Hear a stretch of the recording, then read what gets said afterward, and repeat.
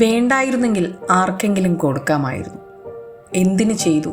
മക്കളില്ലാത്ത ആർക്കെങ്കിലും വളർത്താൻ കൊടുക്കാമായിരുന്നില്ലേ?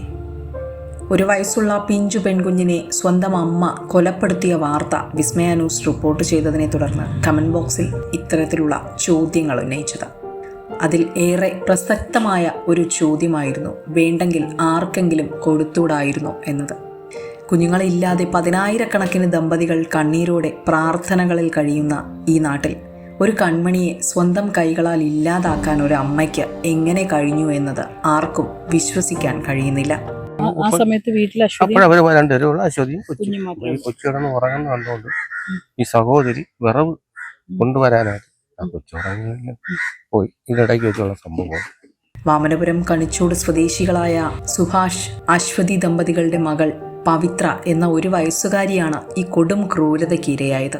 എനിക്ക് പിന്നിൽ കാണുന്ന ഈ വീട്ടിലാണ് കഴിഞ്ഞ ദിവസം വാമനപുരത്ത് നടന്ന ഒരു കൊല. അതായത് ഒരു വയസ്സ് മാത്രം പ്രായമുള്ള ഒരു പിഞ്ചു കുഞ്ഞിനെ സ്വന്തം അമ്മ കഴുത്ത് ഞെരിച്ച് കൊലപ്പെടുത്തി എന്നുള്ള വാർത്ത പുറത്തു വരുന്നത്. കഴിഞ്ഞ ദിവസം വൈകിട്ടോടു കൂടിയാണ് തൊഴിലുറപ്പ് കഴിഞ്ഞതിന് ശേഷം മടങ്ങി വന്ന അശ്വതിയുടെ അമ്മ കുഞ്ഞിനെ കമിഴ്ന്നു കിടക്കുന്ന നിലയിൽ കണ്ടത്. ഉറങ്ങുകയാണെന്ന് കരുതി, പക്ഷെ കുഞ്ഞിനെ നോക്കിയപ്പോഴേക്കും കുഞ്ഞിന് മരണം സംഭവിച്ചിരുന്നു. കുഞ്ഞിനെ താൻ തന്നെ കൊലപ്പെടുത്തിയതാണെന്ന് അശ്വതി വെളിപ്പെടുത്തിയതായി പറയുന്നു. ഏതായാലും ഇപ്പോൾ അശ്വതി ഉള്ളത് പോലീസിന്റെ കസ്റ്റഡിയിലാണ്.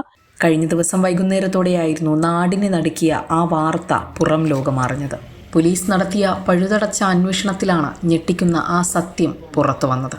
സംശയത്തിന്റെ നിഴലിലായിരുന്ന അമ്മ അശ്വതിയെ പോലീസ് ചോദ്യം ചെയ്തപ്പോൾ കുഞ്ഞിന്റെ മരണത്തിന് പിന്നിൽ താനാണെന്ന് അവർ സമ്മതം മൂളി. ഇപ്പൊ എന്റെ കൂടെയുള്ളത് അശ്വതിയുടെ വല്യച്ഛനാണ് കൂടെയുള്ളത്. അദ്ദേഹം ഈ ഒരു സംഭവത്തിന്റെ നടുക്കത്തിൽ തന്നെയാണ്. നേരത്തെ ഏതെങ്കിലും തരത്തിൽ അശ്വതി ഒന്നുമില്ല, ഒരു വ്യത്യാസങ്ങളോ സ്നേഹത്തിന് വ്യത്യാസം ഒന്നുമില്ല. കുട്ടികളോടൊക്കെ എങ്ങനെ തന്നെ എല്ലാം നല്ല സൗഹാർദ്ദമാണ്. മൂത്ത കുട്ടിയോടും അപ്പം ഇവിടെ ഒരു ടെസ്റ്റിന് വേണ്ടി വന്നതാണ്. കുട്ടി MSc-ക്കാരിയാണ്. കുട്ടിക്ക് ജോലിക്ക് വേണ്ടി ഒരു ടെസ്റ്റിന് ഇവിടെ വന്നതാണ്. ഭർത്താവ് ഇവിടെ കൊണ്ടാക്കിയിട്ട് പോയി. ആദ്യത്തെ കുട്ടി ഉണ്ടായതിനു ശേഷം ഏതെങ്കിലും തരത്തിലുള്ള മാനസിക വിഭ്രാന്തിയായിട്ട് എനിക്ക് അങ്ങനെ തോന്നിയിട്ടില്ല. അച്ഛനും വേറൊരു ജോലിക്കാരുമായിട്ട് താഴെ വേറെ എൻ്റെ പരിപാടിക്കായിട്ട് താഴെ അവർക്ക് താഴോട്ട് ഭൂമിയുണ്ട്. അപ്പൊ ഇവിടെ അമ്മ തൊഴിലുറപ്പിന് പോയി.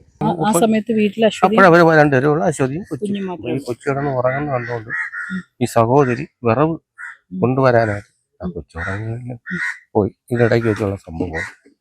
എന്താണ് ഒരു ചെറിയൊരു കുഞ്ഞിനോട് ഇത്തരത്തിൽ വലിയ രീതിയിൽ അതാണ് കൺഫ്യൂഷൻ. ഒരിക്കലും ഈ നാട്ടുകാർക്കൊന്നും അല്ലെങ്കിൽ പ്രദേശവാസികൾക്കോ ബന്ധുക്കൾക്കോ ഒന്നും തന്നെ വിശ്വസിക്കാൻ പോലും പറ്റുന്നില്ല.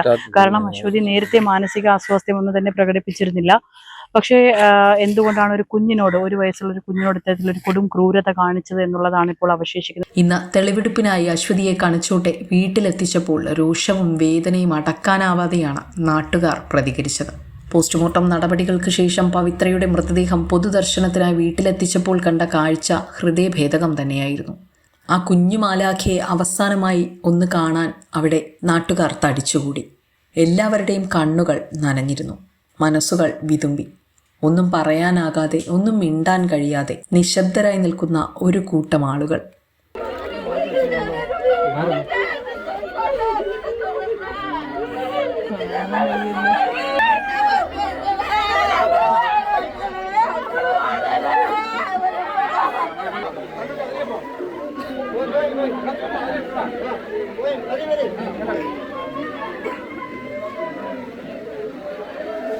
മകളെ, നിനക്ക് മാപ്പ്. ഈ ഭൂമിയിൽ പിറന്നതിനും ഇത്തരമൊരു അമ്മയുടെ വയറിൽ ജനിക്കേണ്ടി വന്നതിനും ഈ നാട് നിന്നോട് മാപ്പ് ചോദിക്കുന്നു.